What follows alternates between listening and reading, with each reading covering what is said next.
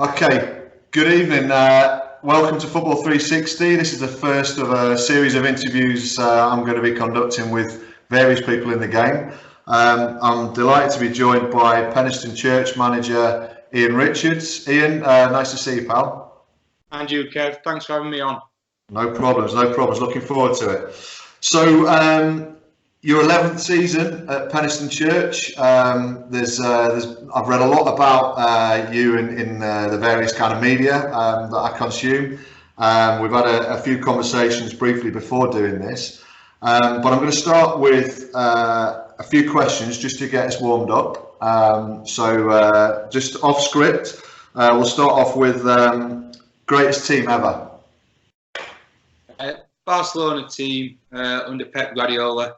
Those 4 years, not only did they obviously win 14 out of 16 competitions, they also sort of revolutionised football in the last 10 years in a different way of playing football, offensively and defensively. So it was, and people have tried, I suppose, to imitate, if you like, that way of playing, but it was built within the club from the culture time of Johan Cruyff as well. So, yeah, brilliant to watch. There was a time when La Liga was on Sky Sports and you just couldn't get enough of La Liga, so it was superb.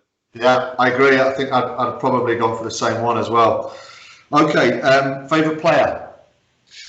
Growing up, Paul Gascoigne. That was the person I wanted to be in the playground. Just loved his energy and his the way he played from midfield, taking players on, very creative.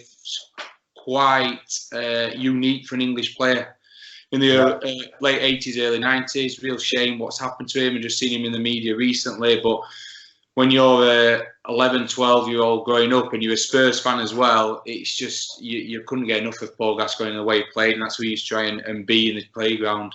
Yeah, good. Okay, slightly different question. You've got a one-off game. You need a manager to get a result in that 90 minutes or in that one game. Who are you going to pick? Which manager in world football would you go for, either present or past? From a British point of view, Sir Alex Ferguson, just because of the longevity of success he had and the winning mentality and where he got the best out of his players to win those crucial games. You're probably looking at serial winners, Jose Mourinho, if you wanted defensively, stop another team playing and nullifying their threats. And then if you want to be real creative and expansive and probably be a joy to watch as well as winning it, would be Pep Guardiola's team. But it's interesting, I think all three are bringing different approaches, but they all end up with the same result, very much win more matches and more competitions than they lose. Yeah, okay, good stuff. And then finally, little known fact about Ian Richards that very, very few people would know. I suppose because you're based in Spain, I went to 2 years worth of evening classes for Spanish to learn Spanish. It's one of those, if you don't use it, you lose it. At the time, me and my mate who went, good social event, and we enjoyed learning it. I used to go on holiday quite a bit, and then you stop practicing and learning, and it's become very rusty. I've got enough to walk into a Spanish lesson at school and say hello, how are you, thank you very much, and adios. So I enjoy doing it, but if you don't use it, you lose it, to be fair. Yeah, I get you. I feel your pain for a start off, and you've probably only got marginally less than I have, pal, so I wouldn't worry about it. Okay, thanks for that. So let's start off with 11th seasons, or this is your 11th season, is that right? This is my 11th, yeah. Fantastic. So unusual in that respect. You've picked up a lot of plaudits and had a lot of success in that time. But tell us a little bit about your background, how you ended up in that role 11 years ago, and why you stayed so long in the role. From a young boy, I've always been passionate and obsessed with football. I was fortunate enough to have the choice of professional clubs to sign for at 15. I chose Blackburn Rovers at the time. Kenny Dalglish, mid-90s, signed the year they won the Premier League. State-of-the-art facilities. Kenny Dalglish took me and my family out for a meal. Real personal touch. And I was fortunate enough to have 6 years in the game. Blackburn Rovers, Halifax Town, where I made 40 league appearances. and then went abroad and played in New Zealand. I was unfortunate that injury sort of curtailed my career, so I've had 6 operations. But I had my knees at Blackburn and then Halifax, and going to New Zealand, so I got my love and my passion for the game back. So I went that, and then I signed up at university. Sport and exercise science, played semi-professionally, sort of National League, North Level, Bradford Park Avenue, and then what is now the Bet Victor Northern Premier League. Who was the Bradford Park gaffer when you were there? It was Trevor Staunton. Trevor Staunton. Really old school in everything he did, but again, got the best out. It was a really good group of players. It was interesting because obviously you go for Blackburn where everything was done for you. State of the art, treated well, we got to Youth Cup final, we won our Youth League, Premier League, which have Man United, Liverpool, Everton. Wow. Teams with Damien Duff, James Beattie, David Dunn, Damien Johnson, Martin Taylor. So players who have gone on and had great careers in the game. Some names in there. That's a very, very good team that you were schooled in. Yeah, and what they were trying to do is get the best young players from the north, and then try and stop that they were spending a lot of the top end and bring those through. And it sort of worked, and they lost their way a little bit, sort of after Roy Hodgson's time. Yeah. But we went to Halifax Town, and we were training at a Ellen Cricket Club. We had to wash his own kit, clean your own boots. It was very much sort of saw the other side of it, and it took me a bit to adjust. But then I did really well, broke in the first team. Played 40 games and had a bad injury, and it was Mark Lewis to start off with. Yeah. And it was Paul Bracewell in the finish, and he picked it up at a bad time financially. They spent too much money on renovating the stadium, and they had to release 18 of the 20 first team squad.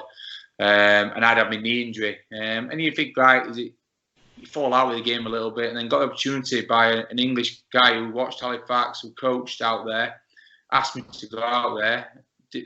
When you go out there, you are the equivalent of, well, in England, in cricket, you have your semi-pro cricketers, and you have sort of 1 or 2 overseas or your pros. Over there, football's the same. Football's about 4th in terms of sport. It's the rugby codes, cricket that are 1, 2, and 3, and then football's 4th. So they had the team I was with was Lower Hutt City, which was in Wellington, the capital, and me and a lad from Chile, Pedro Garcia. Didn't speak a word of English, but we had a great relationship and understanding on football. I played in midfield, and he was up front, and we just used to link up, and he was a natural goal scorer. And we had an ex-New Zealand international who was the captain, and we did really well. We finished 2nd in the league, and we won the cup. And I looked at staying out there, but it was too expensive to do the degree as an international student, so I came back. And at 22, I had 8 years semi-professionally, Bradford Park Avenue and Stockbridge Park Steels, and Stockbridge. I started there as a junior, as a 9-year-old, so it meant a lot to me, and that's where I sort of built that loyalty and passion for playing for a community club I had connections with. Then at 30, my knees packed in, and I came out of the game, and Penistone just asked me, because that's where I grew up. That's my home village, if you like. I went to school there. Yeah. And my brother was in a position where he'd not had a good experience at Stockbridge and decided to walk away. And the offer. You'd not had a good experience in non-league football because he used to play with me. I know, exactly. No, and to be fair to him, he really took to non-league. He was at Goole and Frickley, and he played every game. He didn't mind travelling, and he was as a manager. You look back as a manager, you need players like that who are captain at Penistone. I'll go on to that later, but our captain at Penistone, he's that type of player, and that's why he's my captain. He will do anything and everything to win a football match, and he leads by example on the pitch. So my brother was that type of player. And then I came out at 30 and got the opportunity to manage at Penistone. I just thought, well, if management's for me, let's start at a lower level than I've ever played. It was step 7, hometown, give something back and see where it takes me. And it was a bit of a sleeping football club. It was well run off in that it was ticking over, no debt, nothing. But they were happy to have 2 teams basically, a first team in County Senior Premier Division, which is the regional step 7, and then just have a reserve team playing. And we quickly went in there the first 2 years and changed the culture and the ambition and brought lads we knew from playing non-league, semi-pro, and they helped us change the culture. And then we had a group of young lads local community lads who we brought through. And in the third season, the club said to us, look, we back you. We want to go up to semi-pro level NCL. And we came across, for those 2 seasons, we came across Shoreline Aquaforce. We're now defunct, but we're throwing huge money at it. Yeah.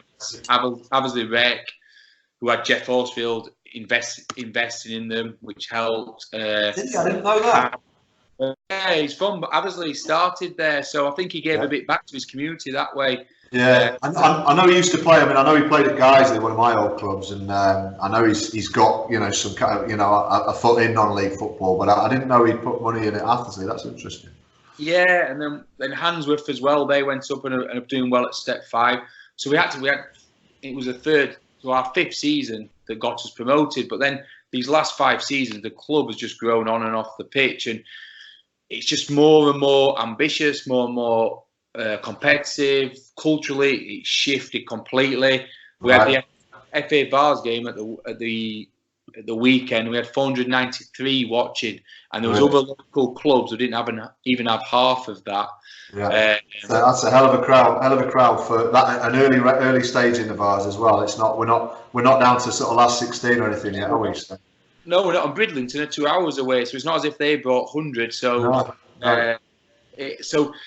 so that's where it's gone from, really. And we've just been fortunate that we've had 2 promotions, 5 cup finals, winning 4 of them, runners up last season, finishing 3rd. Like just little things like at Step 5, we were 3rd highest scorers, scoring 112 goals in our nearly 3 a game. So little things like that bring your publicity, and I think just because of the way we conduct ourselves and because of my loyalty and how we focus on the community, and we've still got a core group of local lads, and social media, if you do things right, can bring you to the fore. And in that time, I've turned down 3 opportunities to manage clubs at a higher status or higher profile, and that's not because I'm not ambitious. It's because I feel at the moment we've still got progress to make with Penistone.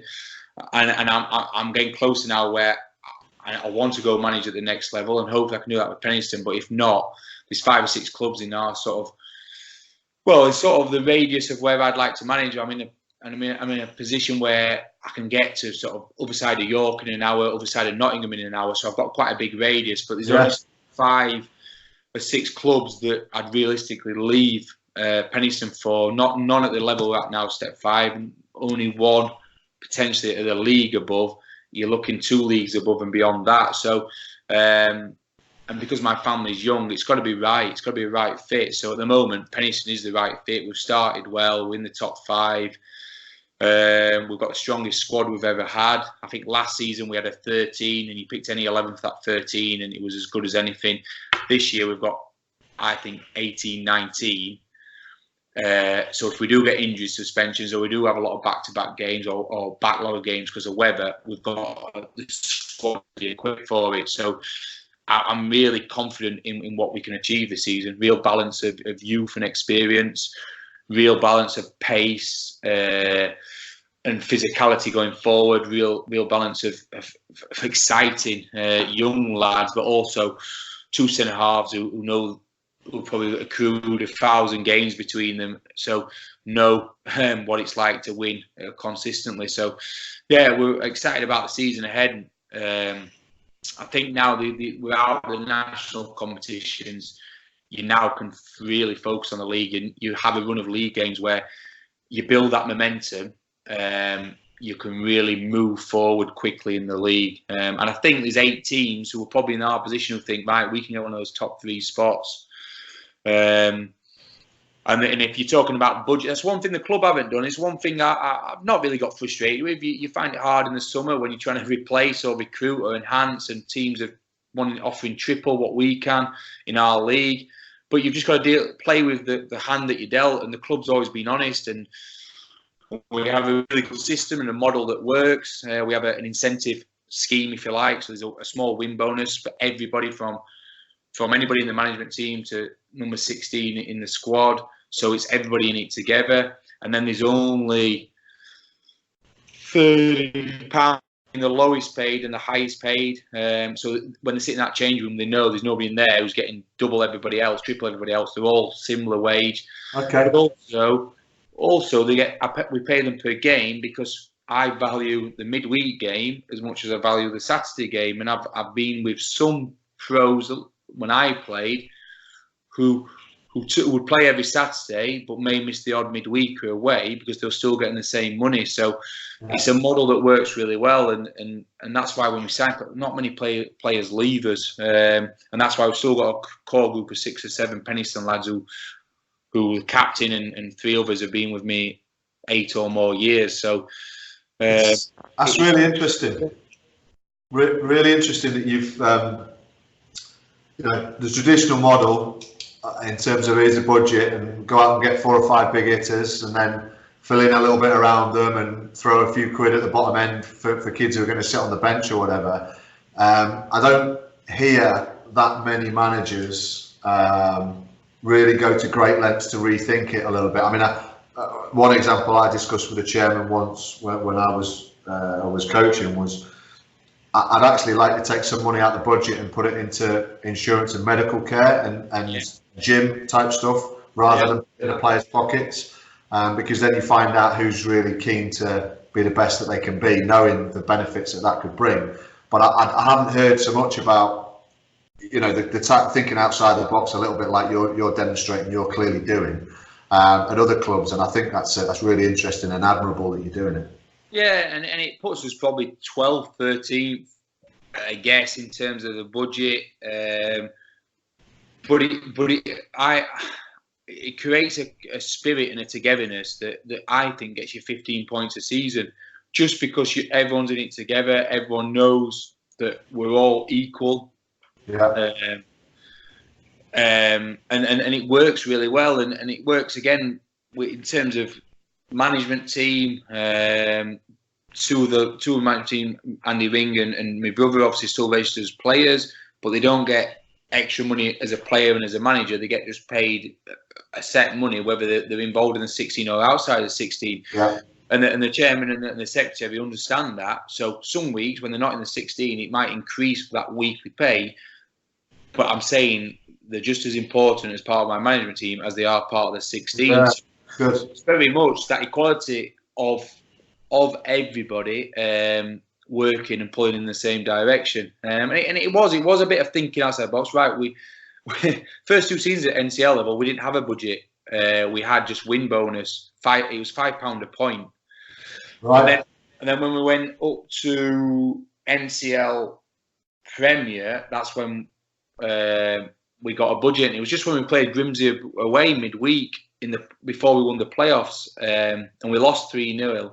And some lads travelled 2 hours after work, got back at midnight, and they didn't get a penny because we hadn't won, so they didn't get a penny. And I said to Dave Hampshire, the secretary, I said, look, we need to look at a budget. Not be a lot, but I never want a player to be out of pocket for playing football for us. Yeah. And then we unfortunately got promoted, and we did the double with a cup, and we sat down and said, right, how can we make it that we don't have this disparity between players? And we just came up with this model, and we've gone with it, and it's worked well. And players, just to give you an example, a local team, or 2 local teams, one in our league who are not doing as well as they previously had, and a team in the league below, are looking for players, and they asked about some players who are on the fringes of us. And I spoke to those players last night, and they just said, we want to stay, we want to fight for his place. We believe something special has happened here. We'd rather be in this position and be patient and wait for our chance. And it just gives an example that they can go elsewhere, get first team football, get paid more, but they like the environment that they're playing in. Both about 25, 26, so they're probably thinking, I can keep developing here and I'll get that opportunity. So it's nice things like that make you feel that you're doing things right. Yeah, it's a kind of rubber stamping your method, isn't it? It's it's proving that it gets results and it gets buy-in from players, and you've got to differentiate, right? If you don't have a pot of money that's pretty much bottomless, then you've got to find ways to differentiate yourselves from other clubs. It sounds like you're doing it. So, okay, fantastic. Clearly, you value the community aspect. The fact that obviously that you've got really close ties, family-wise, history-wise, and you think you've got unfinished business there before you potentially move on, and it's kind of explains a lot. I think, you know, people on the outside who are listening to this and don't really know a huge amount about you, apart from the performances, the results, and the progress that you've shown. It's really interesting to hear how you've done it and some of your kind of core kind of beliefs and your methods, I guess. To go into that in a bit more detail, can you describe a week in the life of Ian Richards as a manager of Penistone Church? How does it go from the end of a game on a Saturday to the end of the game the following Saturday? Please, can you just give us some insight into your training, you know, what you do when you're at home, what you do in terms of preparation and preparing for matches, how you train and how you set that up? Because I'm very interested in the method, in the preparation processes, in any details I can learn about, regardless of anyone else who's interested and enjoying listening to you speak. I'd love to know that.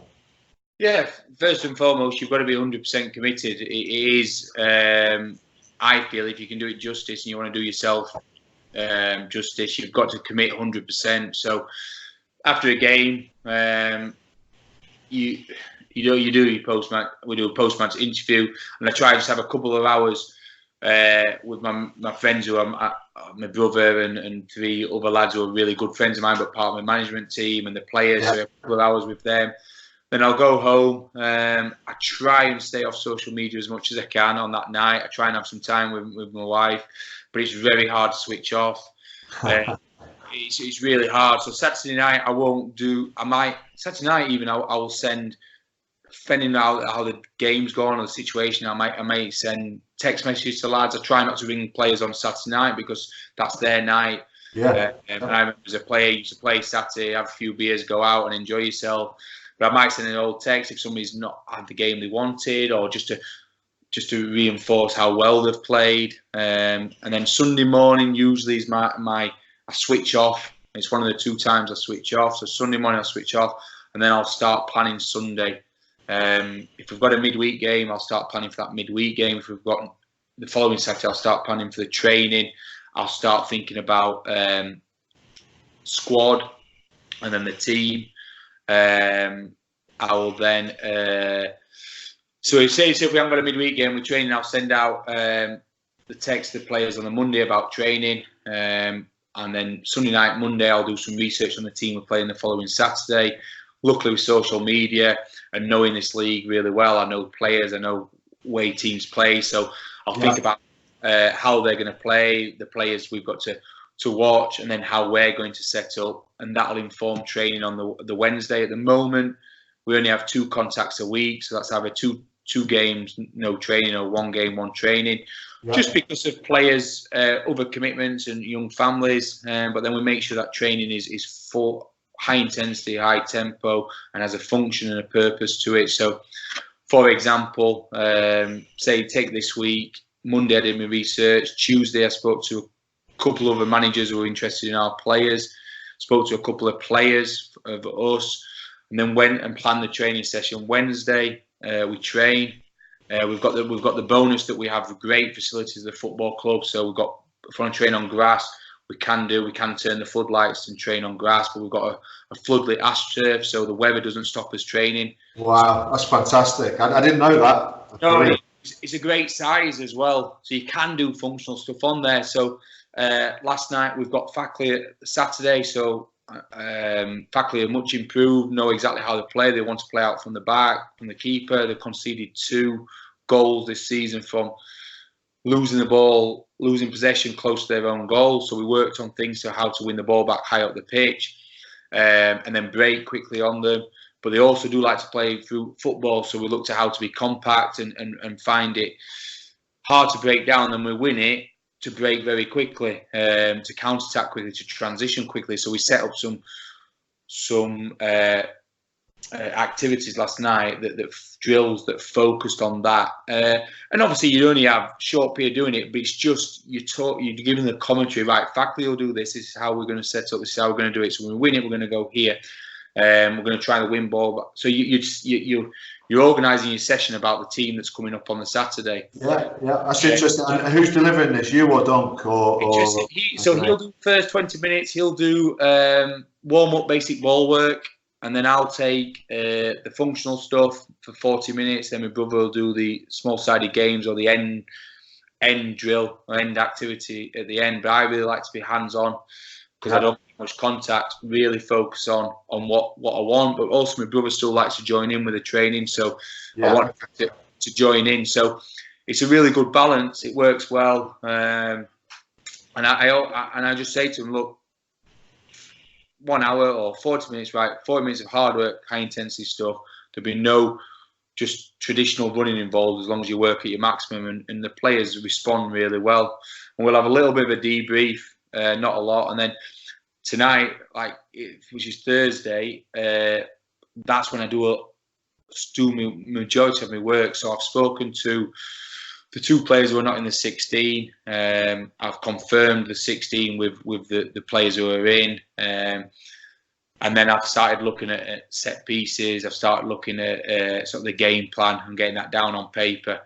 2 reasons, really. One is because if we do have somebody fall out, drop out, or there's an issue, I still got Friday, Saturday morning to sort. So it reduces that stress. And 2, it allows players who are involved to prepare. So they don't know the 11, but they know they're in the 16. And really, I try and have Friday as a bit of a downtime as well. The all preparation's done, and I can spend a bit of time with my wife and my 2 boys, because I've obviously worked a demanding job and I've done that. So I like Fridays. And then Saturday mornings, I take my little boy to his little football training. He's only 3 and he loves that. And we go on breakfast together. And then we try, if we're at home, 3 o'clock kickoff, I try and get there for 1 o'clock. So I've got half an hour before the players get there. The players get at 1:30. They have 20 minutes together in the clubhouse. There's a game on.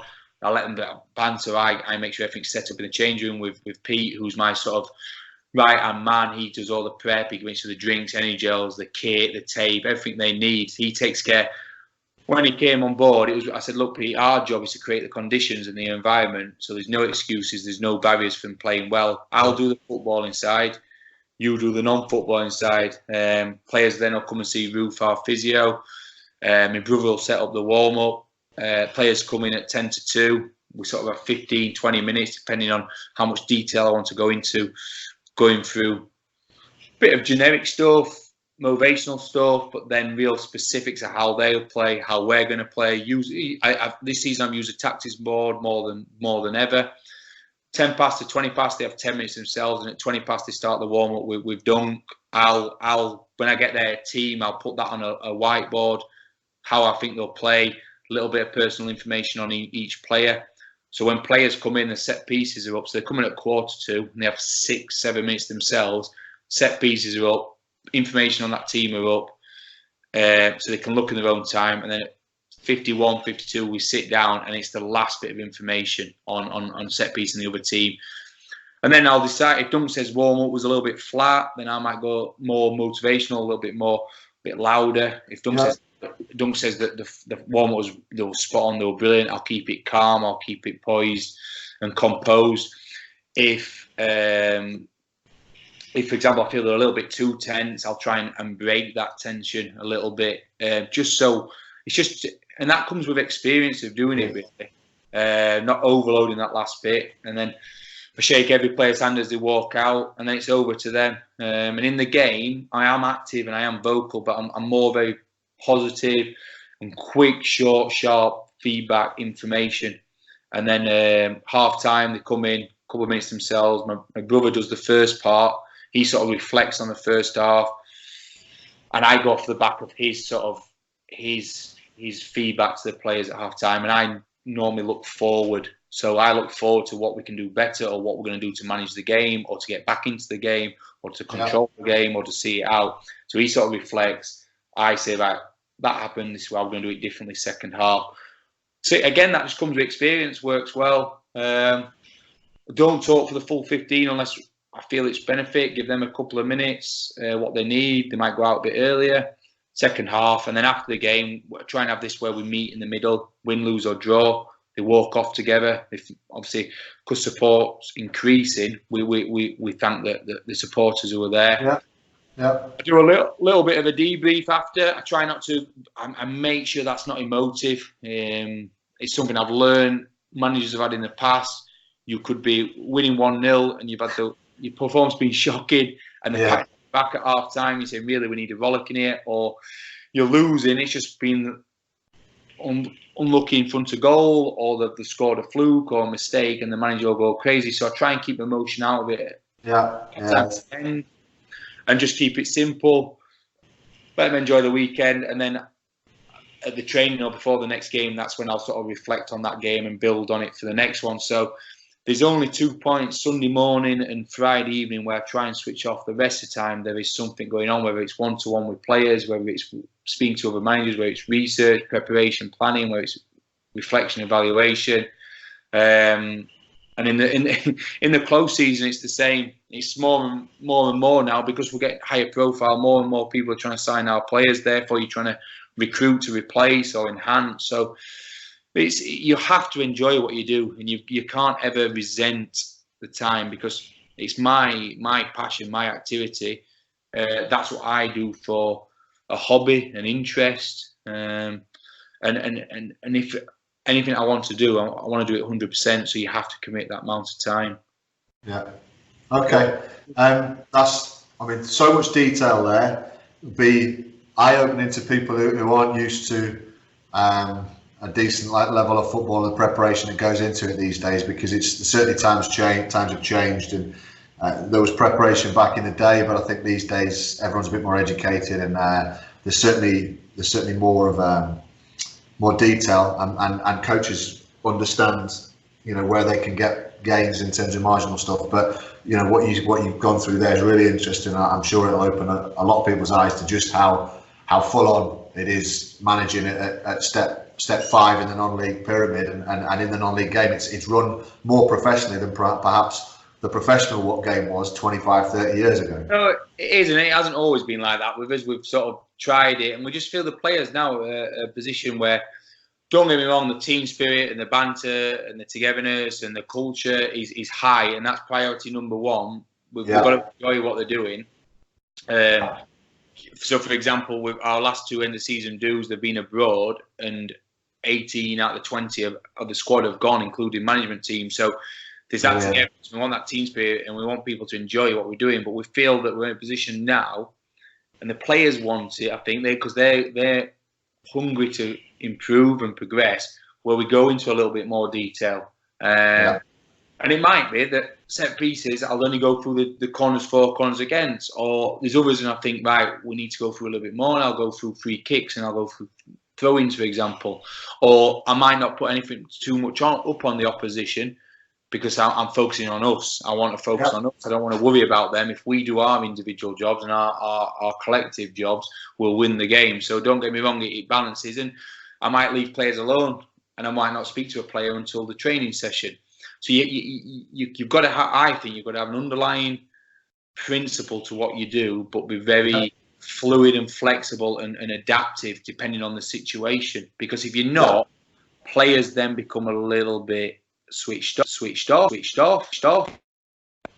Players, well, you're just saying the same things, and we're playing a team that play 3-5-2, or we're playing a team who are very physical and go direct, but you're saying the exact same thing. So the players have got to hear different things as well. I agree.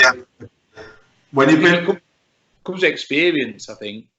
When you've been a manager at a club for 11 years, you're obviously pretty good at keeping it fresh, Ian, because I think anyone who's ever coached, anyone who's ever managed, anyone in almost any job who's managed people, the same voice, everyone has a tolerance level, everyone has a lifespan in that role if they don't change something about it and keep it fresh. And I'm sure you've changed the dressing room, the dynamics of the team over that 11 years, but you've got to have a pretty good gauge. You must have a good instinct for keeping it fresh and for keeping it relevant and for keeping players interested and motivated. Yeah, it is, and that comes from my passion in football and my desire to get better. I was thinking that last night at training. I must have done this possession session and pressing session a number of times, and I just lost my train of thought to pick the three groups I wanted to go together and why I wanted to go together. I think I was right, I was disappointed in that, and I think you've done that before, and what you've got to try and do is not get stale and get complacent, and not take it too seriously. You have a laugh at it, and the lad were giving me banter back, and I thought, it's that respect they've got, mutual respect we've got, that they can still give me that bit of stick as much as give them. And then we started it, and the first round of it, the first 3-minute part, they weren't on it as much, and I just said, right, if you stop, no more moaning, right. We're high intensity now. We've got 40 minutes of hard work to make sure we're ready for Saturday. And instantly, you could just see that change. So, and I'm thinking as I walk away, I'm thinking, that's come from me not being as sharp as I should be. Therefore, the first 3-minute part of it wasn't as sharp as it should have been. Yeah. It's just little things like that you think, right, you've got to keep yourself fresh. You've got to keep yourself sharp. You can't get complacent.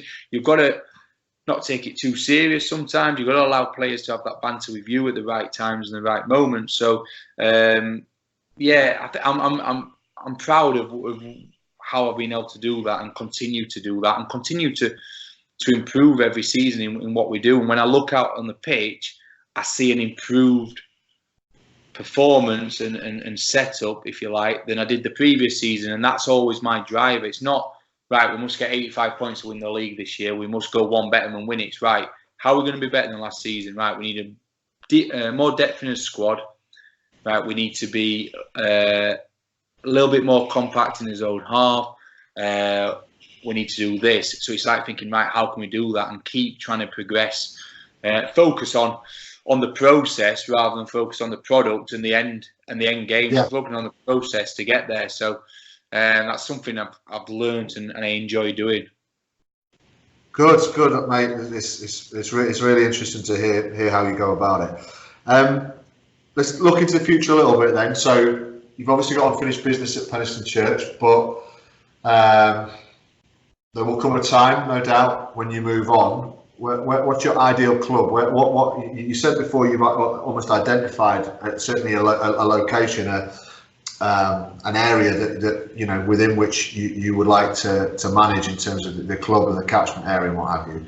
But what sort of club are we looking at? And I don't want names, but I'm talking about a description of a club, the level, the type of club it is. What are you looking for as an ideal job, in the future? And I'm not trying to get you out of there quickly and put you in the shop window, because I know you've got business to get on with at the moment. But no, it's got to be, first and foremost, it's got to be a club and a chairman and a committee that values align with my values and principles and belief align with mine. Do you think you're going to find one better than Penistone for that?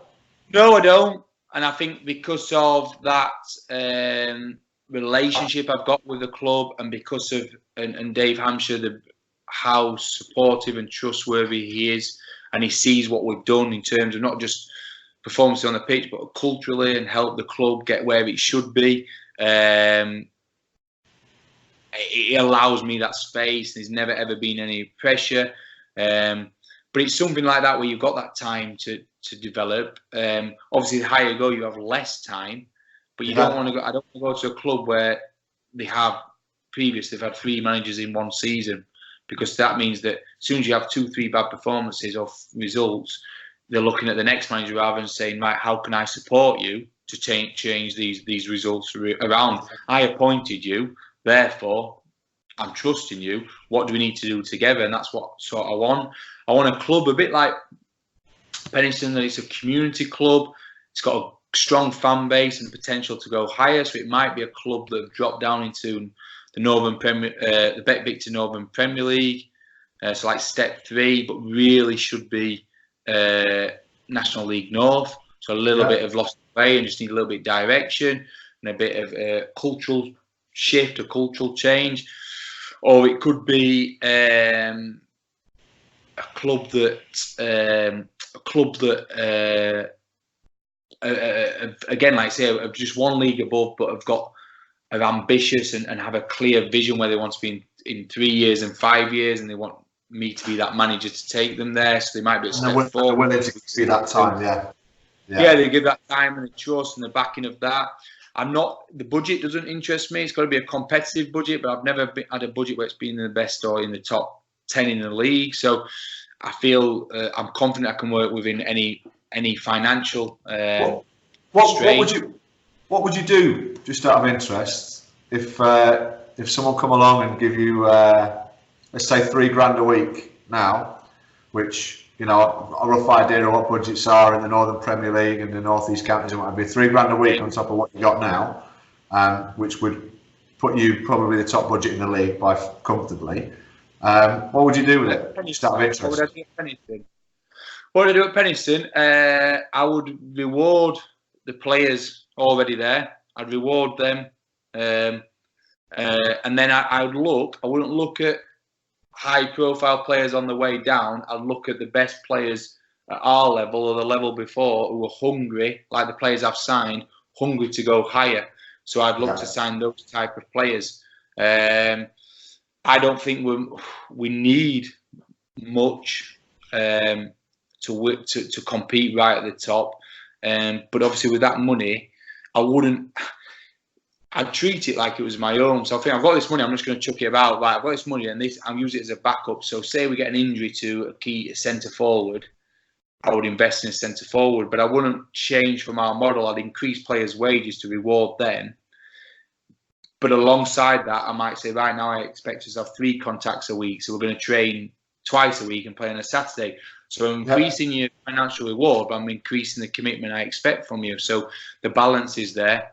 There's a couple of, don't get me wrong, Kev, there's 3 or 4 players at our level who are playing two leagues below themselves. And I would look at interest in signing those. There is some really, really good players. And because of the finances now, and because we're 3 going up, teams are really going for it this year.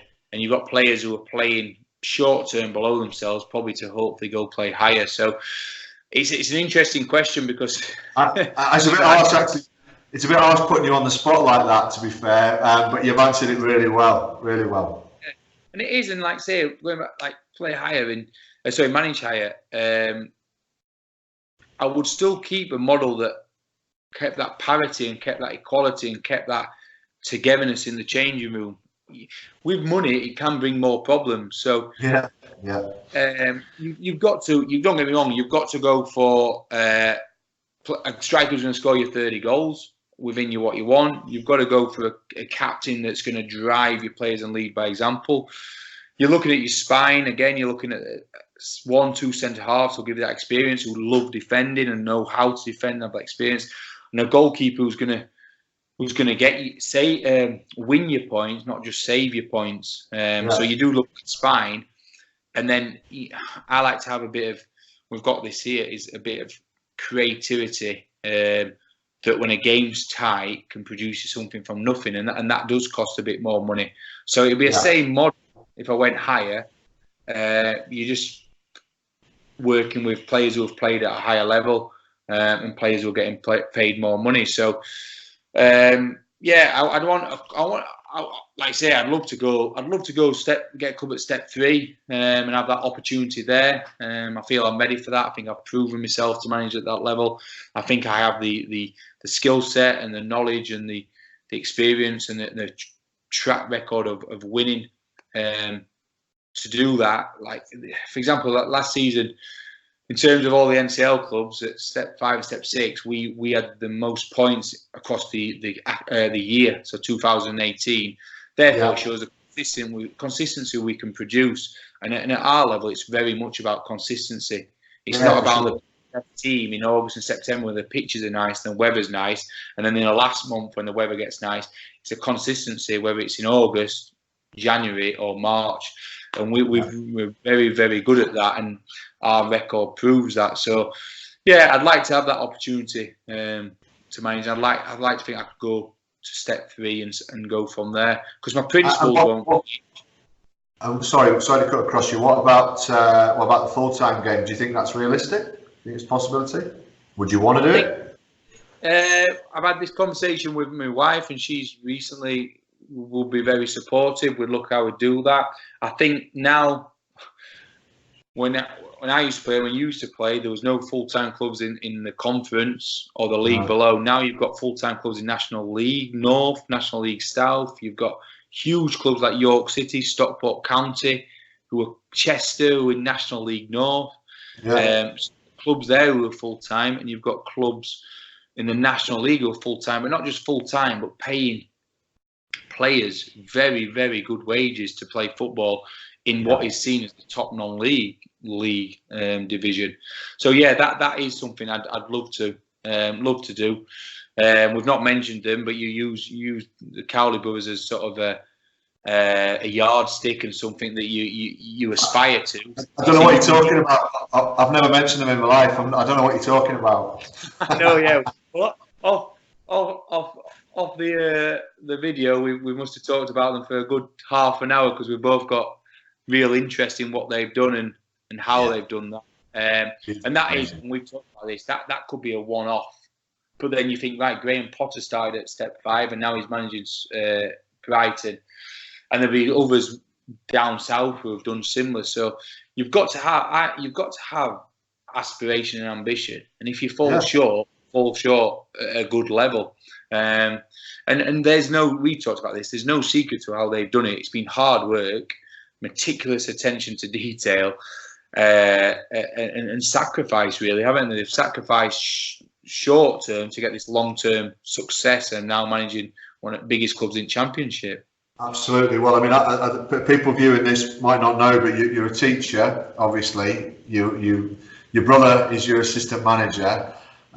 So there's some similarities. You're managing at the same level that they started, or that Danny started at Concord Rangers, with Nicky as player manager. Sorry, as player coach, or as a player in that group. So there's a lot of similarities. They're not a million miles away from you geographically now, down the road at Huddersfield. So I dare say they'll have a lot of influence on a lot of people that you know at the club and in and around the local community, because I'm sure Barnsley's, probably you'll be more Barnsley fans, I'm assuming, where you are, but Huddersfield's not a million miles away.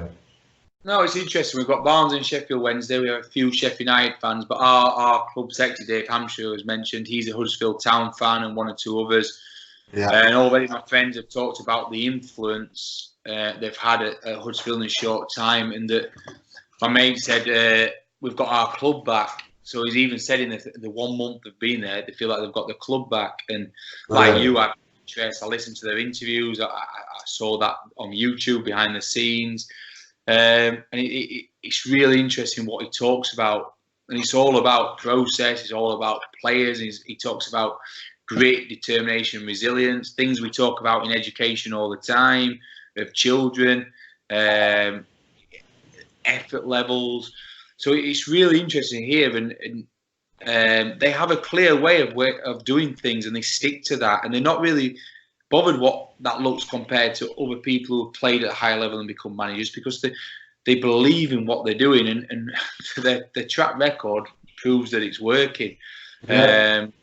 And I like hearing and listening and seeing what they do. And it does give you inspiration. They did unfortunately I wasn't able to get to it, but on Monday night they did an evening with the supporters at a place in Huddersfield, and the money all went to a charity.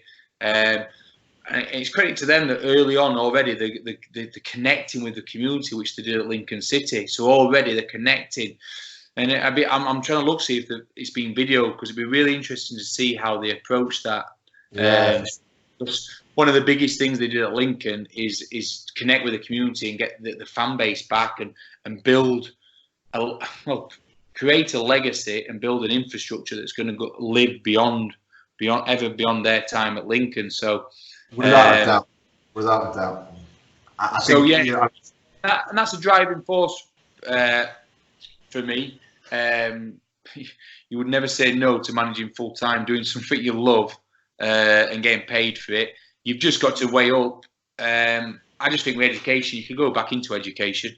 I love my job as a vice principal and PE teacher at Penistone Grammar School, but I can always go back to that. You might never get the opportunity to manage.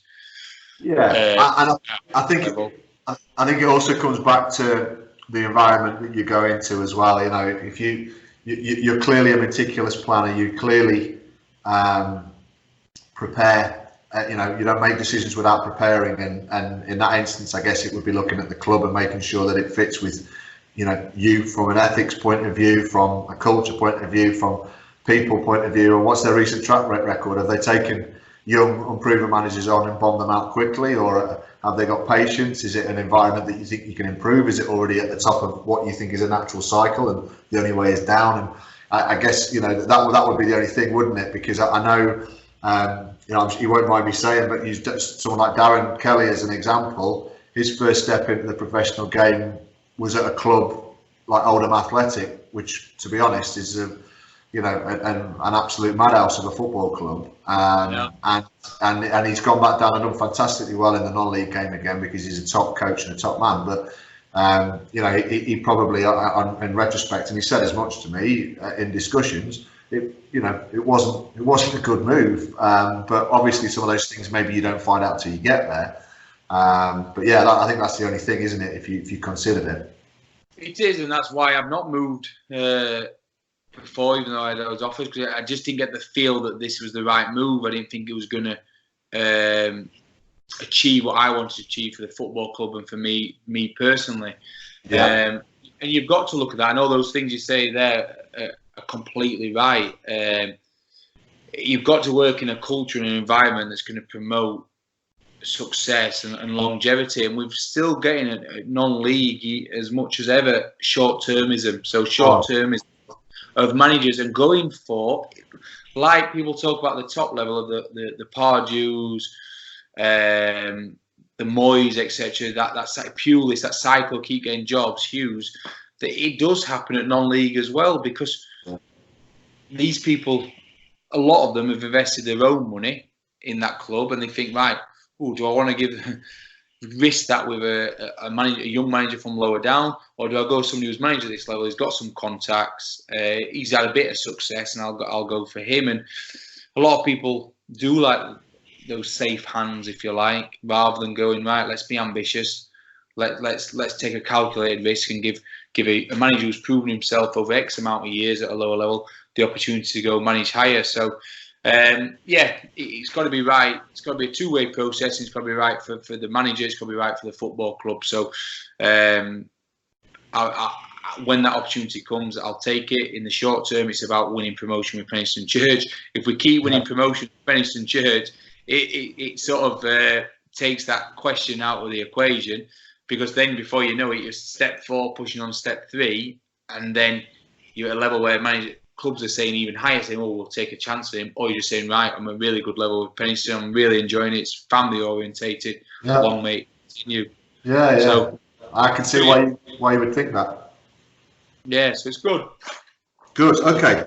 So a couple more things to cover: tactics, philosophy, the aesthetics of the game versus the reality of getting results and accumulating points. What's your take on that? I don't like the word philosophy. I like the way that the non-league game is changing and is adopting different styles of play, and is being coached better. Players are being coached better. Teams are being coached better. Systems are being coached better.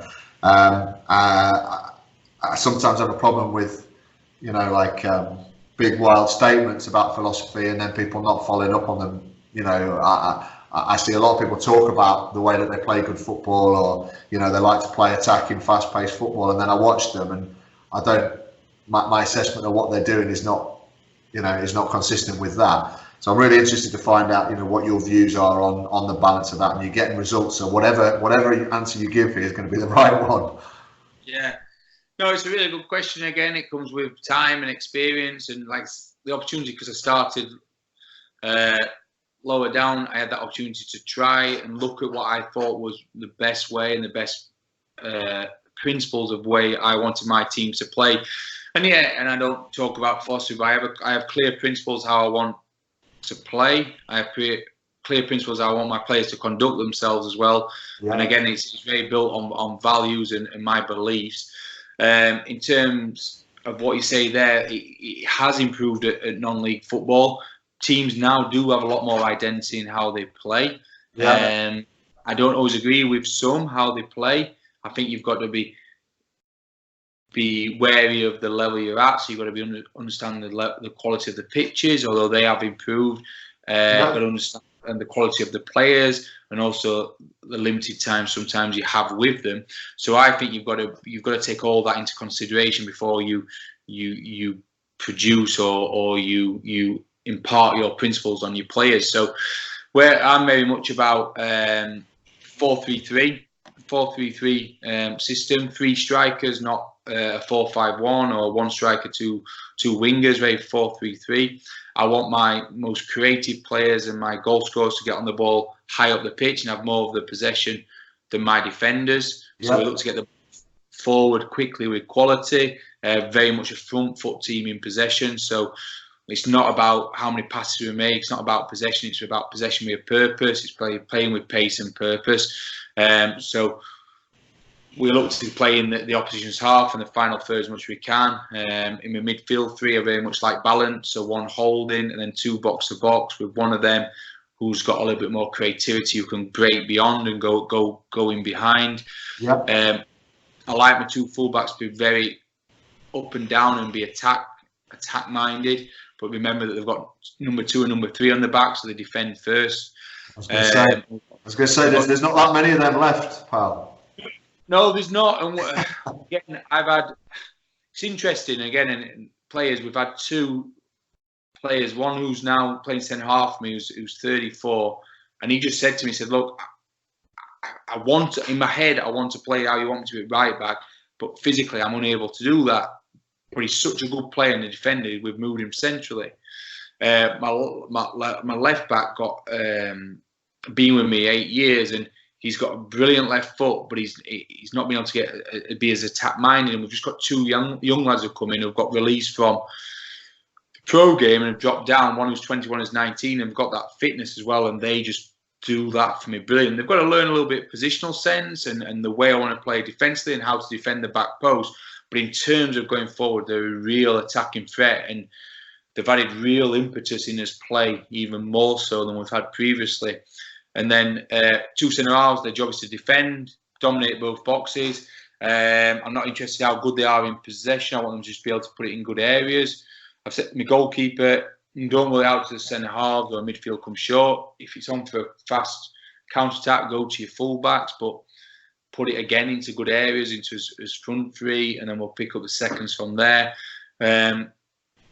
But we are an attack-minded side. We scored 112 goals last season in the league. So I very much believe in having the ball in the opposition half as much as you can, and it's about passing with purpose and possession with purpose rather than for the sake of it. So it's very much look forward at every opportunity. And once you get in good areas, it's end product. We pride ourselves on set pieces. I don't do anything, again, don't complicate it with zonal and marking. It's very much accountability, responsibility when you're marking. Attacking, I say to the people taking it, in swingers, put it between the posts, around the edge of the 6-yard box, allow the players to go attack it. Are you just saying this to put opposition managers off the scent of anything else you're doing, or is that genuinely, that's it, you're looking for quality of product and repetition of that quality all the time? 100%. I like listening to what the Cowley brothers say about they've taken things, restarts from basketball, but they've been working it full time, so they number it, their set pieces, but they can do that through the week. Mine is very much about, hey, if you put good quality in and you take the keeper out of the equation and the players go attack it with conviction and bravery, you're going to create more chances, score more chances than you're not. So we practice that. That's what we practice, like you say, that repetition. I think if you do simple things really well, it creates real quality. We have a real clear way of taking throw-ins in the final third, and we've been doing it, and it's now teams are copying how we do it, but they're just copying it, whereas we've been doing it, it's ingrained in how we do it, and it works every time. The ball's in play with us, and then we get a crossing or a pass into the box, simple as that, and we've scored goals from it, or we've created further pressure. If I manage higher in a full time, spend more time, we'll look at that's throwing 1, that's throwing 2, that's throwing 3. It's about doing the simple things really well at our level. And so we have that principle of 4-3-3, but if a team plays 3-5-2, then I'll change tactically in that our front 3 will go right up on their back 3. So if they play 3, we'll keep our formation, our principles, but our front three will go right up on their back 3, and our wide of the midfield 3 will go out wide, and our fullbacks will go with them. If a team plays, let's think of another one. If a team plays a diamond, we just adapt our formation tactically. We don't change our formation because the players know that inside out. So all we'll do is on the diamond, our central striker will just drop in on the shoulder of the deepest midfielder. Our fullbacks will come inside when the ball's on the side. Our fullbacks will come inside and mark the wide midfielder there because they know our wide striker is going to track the fullback. So it's just giving them the clear instructions what to do. We're still playing a 4-3. We're just changing it slightly because of the opposition we've got in front. So, and it is at our level. It's simplicity and clarity of message is so important because I only see, like we talked about earlier, I see them for an hour and a half at training, and I see them before match day. But I get 20 minutes in the change room. I get 5 minutes before kickoff, 10 minutes at half time, 10 minutes at the end of the game. It's not long enough to go into complex. And we play teams who, and I love teams with identity, and you talked about it there. I like teams who stick to it. So teams who talk about we're going to play off from the back and play from the lines, and as soon as they lose a couple, they throw it out the window and they go another way, or they change formation 3 times in a game rather than trying to just adapt what they've got. And it just confuses players. And a number of our teams in our league are trying to play out from the back, which is credit to them, real credit to them that they're sticking to that. I just feel you've got to, like you say, repetition, practice to play out from the back. And that's at the top level. The top level, practice that, don't they, day in, day out. So at our level, you've got to really trust your players to do that. I think for me, if you've got enough good surfaces, you've got 80% of the surfaces you're going to play on are decent. I think if you get a really, really good pre-season in, where you've got, dedicated time with the whole group, I think you can do it. This is my personal opinion. I think you can do it if you've got the right players. The problem is when you try and do it half-baked, playing out, and a system of play that's based on patient possession and taking risks in areas of the pitch that you can get hurt quite quickly. If you do it half-baked, then it's like anything in life. You don't do it, half-hearted. You either got to go all in, or you've got to throw it in the bin and say, or you've got to have a plan that's very, very clear and takes it back to basics. Because I've seen teams try and play out with centre halves literally on their goal line, get pressed to death, and keep playing on a postage stamp of a pitch, a dust bowl with bumps all over it. They haven't got a chance, but the coach has been told this is what, or the coach has said to everyone, this is how I'm going to play. And like I say, I have done it, and I think it's doable with the right conditions. But I don't want to make it sound like you've got to go back to the safe option. But it's the reality of getting 3 points on a Saturday. What chance are you giving your group of players of performing at their best level against the opposition they play against, with the time and resources you've got at hand? And what you've just said is, it sounds very sensible. And as I say, there's no wrong answer when it comes to a question that you answer on this, because first of all, it's your prerogative. Second of all, you're backing it up with results consistently, relentlessly, season after season. So it's got to be working. Yeah, it is. And so 450 games I've probably managed competitively, and I've got undefeated in 80% of those. So it's something that's worked and I've stuck at. So I can't. I can't sit here and preach because it's not right for me. Everyone's got to have and I think that's important. You've got to have your own identity, your own principles, and you've got to have 100% belief in them. But you've got to get the belief in them of your players, because they're the ones who got to. You could have the best tactics board in the league, but if your players aren't going to go out there and produce and apply it and execute it, it doesn't matter.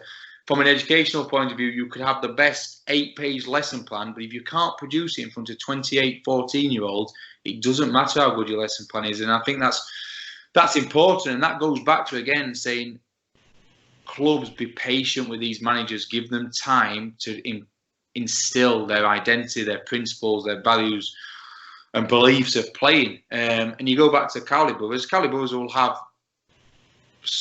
a core group, so a core set of principles from their Concord Rangers day. They'll still have at Huddersfield, but they'll have adapted to playing on 80% perfect services with players who have played in Premiership, players who have played international football. So they'll adapt because of the level they're at now. But I bet they still have a few principles from when they started to what they still have now. I'd hazard a guess you're right, pal. I'd hazard a guess you're right. Okay. I'm not going to be able to cover everything I wanted to cover and we could no doubt talk for hours football. Your passion is screaming out, and your knowledge and the detail, and I love hearing you talk about the game. A couple of things to finish with. Keith Hackett's your president now. Not everyone in this era will be familiar with the name Keith Hackett, but I most certainly am, because my father was a referee, the guy who influenced my love for football in the early days. Not Keith Hackett, my dad. And I remember seeing his book up on the bookshelf. I remember him taking big games in the 80s. I even watched something the other day on YouTube. There was a big free-for-all at Old Trafford between Arsenal and Man United. Limpar and Dennis Irwin started it, I think, and Keith Hackett had to sort it all out. As it gradually, like I say, turned into pretty much warfare rather than a game of football. So obviously a guy with big profile. I know he was head of the professional game of referees as well. What's it like having him around the place? And my assumption is that it's got to be only a positive for the football club and for you personally. Oh, he's very positive. His connection comes from his grandchildren playing for our junior sides. Wow, okay. So the connection's there, and living in the local community. He took on the presidency 18 months ago, and he's a good figurehead, and you don't realise how much of a following he gets on social media. Yeah, Huge following on social media, and his comments all about me, Dung, the football club, the players are all really positive. So that's exposing us as well to a wider field, a wider audience. He still has business interests, if you like, in refereeing. He's very heavily involved in training referees in Asia. Okay. So he's very involved in that. And he's very interested in looking at software and video analysis of games, and they want to use us as potential guinea pigs for it, which is great for me because you've got that analysis. They'll do little player clips, they'll do bias, I want to see something on this, they'll cut that down, and they're looking for us to trial that potentially and do that for free over a period of time. So he's bringing other things as well as just that sort of figurehead for the football club. So again, it's just another real string to our football club's bow. It's not. It just keeps. You think, right, where are we going to go next? And we just grow, and keeps helping along with that. Brilliant. That's awesome. That's I think, I don't know. Just every now and then you get people with a really big profile in the game who operate at step 5 or step 4 or whatever, and sometimes they disappear quite quickly because then it's not for them for whatever reason. But it really feels like 18 months in, he's had an impact on you guys, and he's obviously enjoying it himself, I guess. Yeah, 100%. He is 100%, and when he talks as if he wants to be involved for as long as possible, really. Brilliant. Okay, fine. Just to wrap it up, go back to playing days. Throughout your career, back through times that we're probably both familiar with. Tell me some of the influences that you've had. 2 or 3 influences, whether they could be teammates, managers, coaches, kit men, physios, chairman, whatever. Tell me 2 or 3 influences that have really made a difference to your football life. I suppose the first 2 sort of youth team coaches at Blackburn Rovers, Alan Irving, who went on to manage Chef Wednesday and involved with David Moyes at Everton, in terms of professionalism, intensity, expectation in terms of fitness. He was our youth team coach, but he used to do all the running with us, and he used to be streaks ahead, and he used to take real good care of himself, and he was sort of that lead by example. The next one came along was Rob Kelly, who been at Wolves and managed Chef Wednesday and was at Preston. Yeah. He brought in, looked at ways really tactically. He was quite, when you look back now, he tried different things. He wasn't scared to try different ways of winning football matches and how to play. So that's in terms of coaching. There's then in terms of players, there was a couple of players at Halifax who got the most out of their.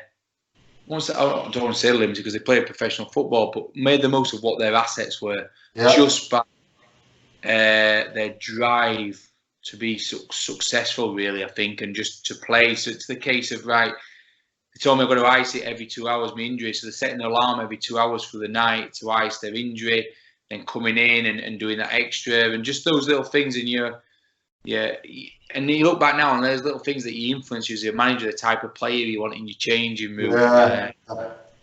Is those sort of things. I was obviously fortunate enough to play with Jamie Vardy when he was younger at Stockbridge Park Steels, and saw somebody who had unbelievable potential to go play higher, and you just wanted him to focus on that rather than aspects outside of it, and he did that brilliantly when he went. I think when he went from Halifax to Fleetwood, and I dropped down from freshman game to Stockbridge, and I was saying to people that Jamie Vardy is better than most people I was with as a 19-year-old. I was at Halifax and a number of people at Blackburn, and you could see the potential he had to do that. I'm very fortunate in that obviously my brother played with him, and his best friend is my assistant manager, but also Andy Ring, who's I've known since I was 23, so 17 years. Brett Lovell, who's involved with me at Penistone, who I've known for 13 years. So to get sort of lifelong friends out of football who have come with me to Penistone and helped and have played a major part in that success, and also people I can trust, and we socialise away from it, that's had a big influence as well. It's really nice. It's a nice touch that you mentioned that. I think it's rare. I mean, maybe more so these days. I mean, I was a young, impressionable kid in non-league dressing rooms with some pretty big names, and it was horrible most of the time. The relationships between us were not anywhere near what you wouldn't describe them in the same warmth you've just described that. I mean, obviously special sharing the journey with Duncan, your brother, but I remember Andy Saville saying to me in the changing room once, he says, we were just like ships passing the night. I mean, as it was, me and him, we played together for a couple of years and became decent pals, but he said, you know, I could be gone next week. He says, exactly the same could happen to you. And I always stick with me that. And I think it doesn't feel like football's like that anymore. But for you to have spanned your life in football so far, and to have had the term of service that you've had with those lads is brilliant to hear. Really, really quite heartwarming. It is, and like I say, you learn as much now as a manager from the negative influences as much as the positive influences. So I used to look at managers I had non-league and think, if I ever become a manager, I'm not going to manage how you did. I'm not going to do it like that. And how you treated people. And don't get me wrong, there were brilliant times back then, and there were some real qualities and characteristics from non-league football when we played to now, which could still going about now, but not as strong maybe. Yeah. Because a lot of players now are exposed to social media, exposed to a lot more games on telly, and think they're playing at the level they are. So they don't take criticism well. They don't understand how hard you have to work to be successful. Whereas players back then who were grafting in the day at the job and then grafting at night in football. So there's a lot of, when you talk about the term resilience, there's probably more resilience and determination and grit back then than there is now. But I remember going to Stockbridge and the first change we had, it was so clicky and so disjointed. There was the young lads here, and then there was these older, experienced lads who were picking up money, who were just creating a real negative atmosphere. And I really said to myself, I don't want that at Penistone. It's about your attitude and your character before it's about your talent and ability. And I've always gone off that premise and those principles that we talked about. But yeah, the game's moved on really well, and I like a lot of things it's moved on, and you have to go with that the times. But there's still some things there that were really, really strong. And I think Sean Dice once said, he said, they're not old-fashioned values, they're just values. And there's values we played that are really strong and should still be values now. So it was because there was no text messaging. I remember there was no text messaging or anything. So the manager used to just trust that you'd turn up. Or there's no like WhatsApp groups, weren't there? And you used to just turn up, in it together, fight, give each other a rollicking if you had to, but then at the end celebrate together. And then, like you say, 6 past the night, but it was all about the win, wasn't it? And how we got that win. Yeah, I mean, I look back on them fondly, those days fondly, and I think some of the processes that I went through and you went through, your kids would have a more permanent resilience about their life, about their characters, if they were subjected, I guess, to those conditions. But it's a risk thing, and obviously the tolerance of some of the stuff that went on back in them days that we probably had. Kids wouldn't, you know, they've not been exposed to it gradually at any stage. It would be like throwing a baby lamb into the wolves pit.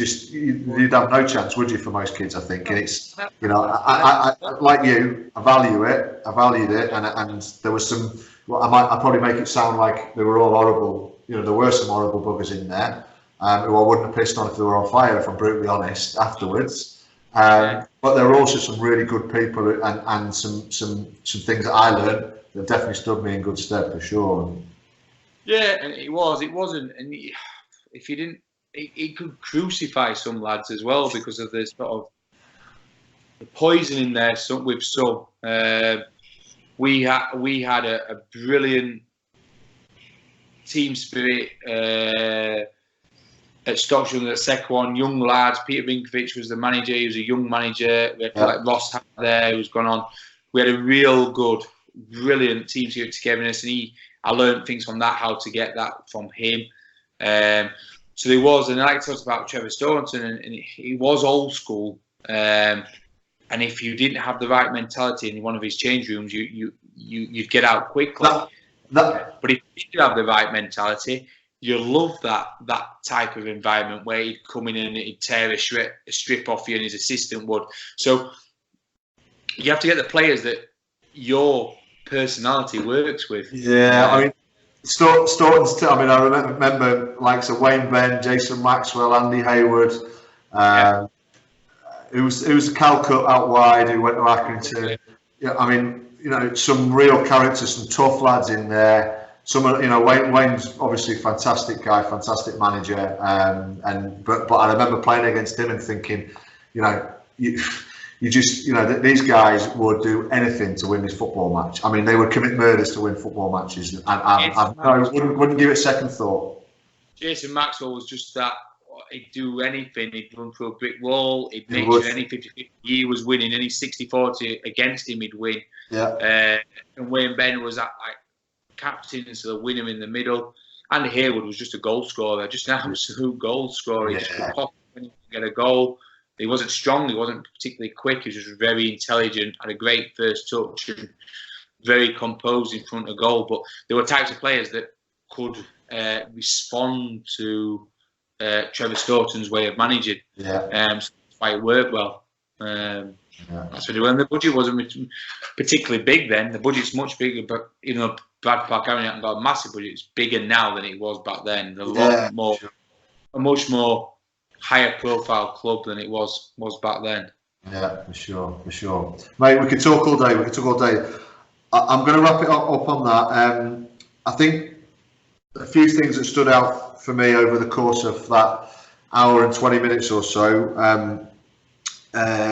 You talked about the way your players conduct themselves. I asked you about your football philosophy, and the second thing you said, I think, was about the way your players conduct themselves and how important that is to you. And I think that really comes across with you, Ian. You know, football and the team mentality and building effective football teams is clearly people. Is again, you know, take it back to teaching principles or whatever, but that really comes across. And the other thing is your transparency. You know, I kind of joked about it a little bit more with your set pieces, and you know, the other managers in the North East Counties Prem are going to be watching this, taking notes, as they should be, if they're not. But you've got a lot of confidence in your methods. You're very transparent, very open and willing to discuss them. they're not trade secrets, because obviously you've got belief in the method, belief in your players, and belief in your ability to make sure that you get them into a position to perform on a Saturday. And I think that's unusual, because I know a lot of people in the game who just would be more guarded than that, and it's refreshing, and certainly very enjoyable for me to listen to. No, I think it is, and just to summarize, really, it's very much about I focus on people first, footballers second. So it's about, I want them to conduct themselves in the right way and act in the right manner, and I want to develop them. It's all about improving. If you improve a player, you're improving your team. You improve your team, you're improving your performance. You improve your performances, you win football matches. On the other side is, I have real belief in my methods and way I want to do things, but I have real belief in the ability of my players to do that. Yeah. I trust them explicitly, and it's not, and we've talked about short-termism, I don't believe in high turnover. Player has a couple of bad games, I'm working with them why they're having bad games. If they're having 3 months of it, then you have to look at alternatives, but it's not like 2 games, you're out, I'm going to sign somebody in. It might be the internal rotation, and it's always worked well, and I'd like to think that's one of the reasons why players stay with me for a long time. Yeah, I was going to ask you before about what you were going to do with the 2 full-backs you've taken from the professional game who need to work on their defending, but you've pretty much just answered it for me. So, listen, Ian, thanks so much for your time. I really enjoyed it. I hope people who log on and watch this stick with it for the hour and 20 minutes and haven't fallen asleep at my dulcet tones. I'm pretty sure there'll be a lot of people out there who really enjoy listening to you speak about the game and about life in general. Wish you all the best, pal. I can't see anything but you continuing to be a success in management. I appreciate it. And whatever the views, I've enjoyed it. So I appreciate it, Kev. Thanks for your time. I wish you all. Cheers, mate. Top man. Thanks, Ian. Cheers. All the best. Thanks,